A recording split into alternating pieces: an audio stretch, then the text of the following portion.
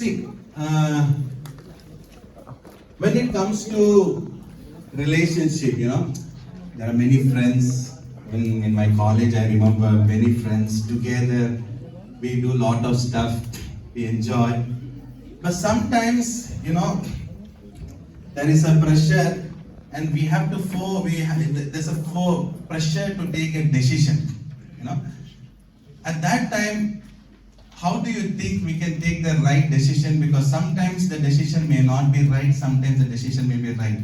But for the sake of friends, sometimes we are pushed. Like, how do you think a decision should be taken? How many of you here, before I give my answer, I'm going to ask you guys to show me your hands if you agree with my statement. Now, how many of you think, so his question is like, if you have to make a decision, and it's regarding friendships, or any decision in life, how many of you think you've got to do what makes you happy? Raise your hand if you think, do what makes you happy. I agree with this statement. Just a few? No? Okay, what about the others? What do the others think then? If it's not do what makes you happy, then what is it? Do what is? Do what my friends say? So that's something that will make you happy, right? Any other answers? Do what is right? Perfect. So, when it comes to decision making, a lot of times in friendships and all of that, we kind of do what makes us feel happy, right? What's going to make us, give us those good emotions, what makes us acceptable in that group, Yeah, perfect, great. And then there are others who, we don't do what makes us happy, it's not the things that gives us good emotions in us, but rather, like a lot of you from the back were saying, we do what is right? So when any decision we make, we have a choice. Either I make a decision based on my emotion, that is what's going to make me happy, what's the fun thing to do, or what's going to make me acceptable, or what's going to make me look cool in my friends group. Or you have another option, which is, I'm going to make a decision based on principles. That is based on, what's principles? What's the meaning of principles? Set of rules. So, what is right and wrong? Right? So, either I can base my decision off of my emotions, or I can base my decisions out of principles. Right? But for that, we first need to have principles. Right? So, when we make a decision as per our principles, is it going to give us good, happy emotions? Not necessarily, right? So to answer your question, I think whenever we have a decision making, it's always good to make a decision based on what's right, rather than not do what makes me happy. I'll do what's right, even if it's going to cost me. Even if I'm not going to be happy, even if I'm going to be excluded, I'll still do what is right. And the reason being is that our emotions are quite fluctuating, and they're quite deceptive. Right? But it's principles that too, when they're based on the Bible, they are the truth. So your decisions will then be right. Oh yeah, I understand that, because I visited one jail, central jail in Bihar once. There were lots of people coming and talking to me. There were some people telling, Bhaiya, I am not a person who is a criminal by nature or something like that. Suddenly something happened. I slapped him, or I took a stone and hit him, and he died, and I'm in the jail. A sudden decision based on his emotion, which is his anger, right? So that is like decision based on what you're talking, right? Okay, I understand that. So another thing, what you're trying to say is decision based on your values and principles. Okay, that's good. I hope you understood that, right? Two types of decisions you can take based on your emotions. It could be your anger, it's your pressure, or it's like something like that. Or based on what you have learned, what your parents or the church has spread based on your values. But I have another one question. See, I have friends. Now, if I say no to them, they will surely like give me what fellow you are, like sure you talk about Bible, spiritual stuff, and what fellow you are, which generation you are living, they will ask me. How do you answer that? Will I not be, excluded from the friendship? How many of you have experienced this? Where your friends ask you to, do something, and then you say no, and you have this fear that, I'm going to be excluded from the group.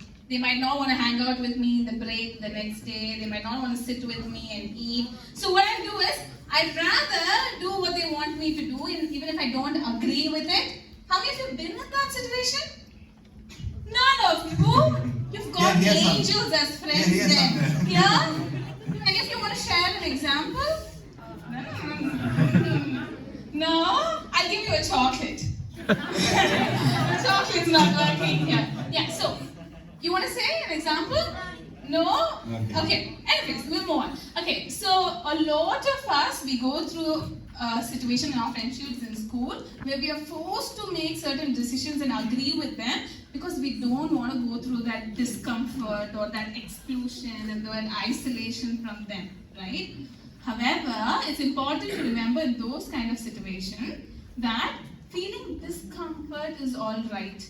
How many of you would be able to sit alone during break time in school and you'd be fine? How many of you would find you always look for that other friend? How many of you look for a friend during the break just to escape that discomfort of being alone? Yes, a lot of us can relate to that right now. Yes, can I have all of your attention here? Okay, perfect. Now, the thing with the discomfort is, anytime we feel negative emotions, right, like anxiety or you feel disgust or you feel discomfort, we are tuned to think, I need to do everything to avoid that emotion. However, that's not the case. Now, when I had to come in front today, how many of you think I didn't feel anxious at all?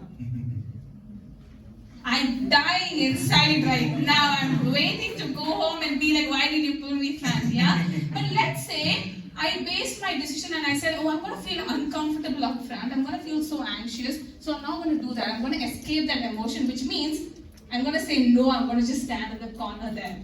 So then my decision would have been wrong, right? I would have lost this opportunity. So sometimes negative emotions, you've got to live through it and you still got to do the right things and endure through that anxiety or discomfort or that exclusion from your friends in order to do the right thing.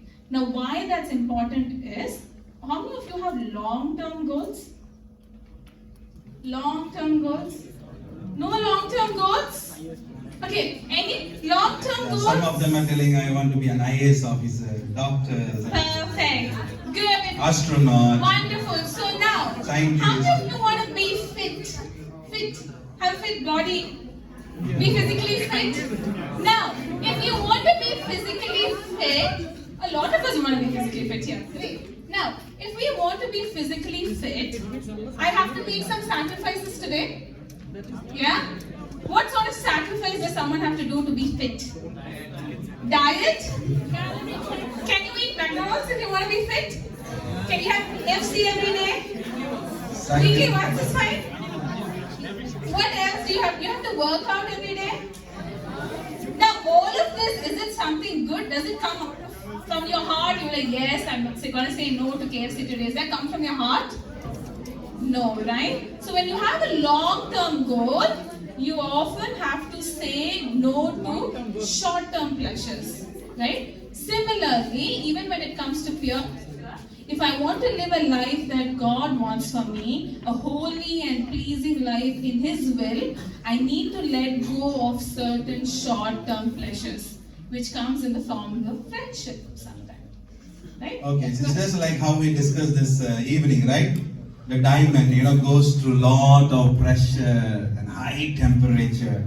But when it sustains the pressure, finally it becomes a diamond, it shines.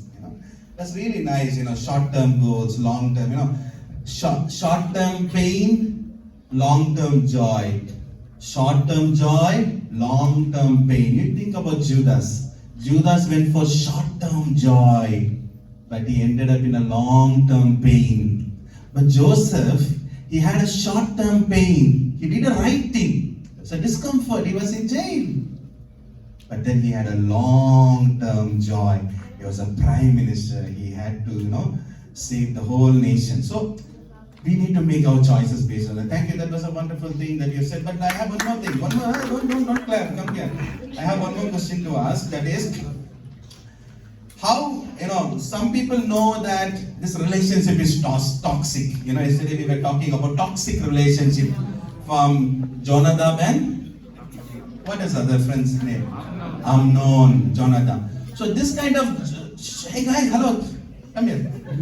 So, this toxic relationship, I know it's toxic, but I'm not able to come out of it. Can you please tell a few words on that too? Why do you think a lot of us remain in toxic friendships and friendships that's not good for us? Attachment? Routine. Oh, any psychology students here? Why do you guys think we stay? I'll give you a clue. We've got needs. Need for social status, yes. Anything else? Yeah, security. Perfect. Now, I'm going to kind of build on what she said. You know, the reason why a lot of us stay in unhealthy friendships and toxic ones is because we all have needs, you know. Like, we have biological needs like hunger and thirst. How many of you feel hungry and thirsty every day? So what happens when you feel hungry and thirsty? You feed into that need. We eat food when we are hungry. Similarly, psychologically, especially in your age group, you have a need for affiliation. What is the meaning of affiliation? Friendship. Oh, such a smart group over there. Let's clap for them. Yeah. So the affiliation that, are you able to follow that, all of you?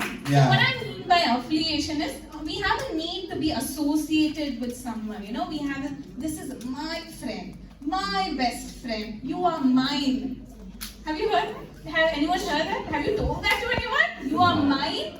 A lot? You at least know one other person who's told that to your friend. Now, we all have a need. So what we start doing is, even if it is unhealthy or healthy, we feed into that need. Similarly to how we are hungry, it doesn't matter to us if we are having vegetables and fruits or if we are having junk food. We are okay with fulfilling that need with unhealthy things. Similarly, the boys over there, yeah, pay attention. Yeah, so similarly, in terms of our psychological need, we have a need for friendship. And sometimes it does not matter to us if it's unhealthy or healthy. And we say, I'm going to stay in this. But similar to how junk food is going to affect your health in the long term, remaining in an unhealthy friendship, a toxic one in the long term, is going to ruin things for you. Right? Yeah. So thank you. We'll continue this discussion after a while. But now we will have a smile. Thank you.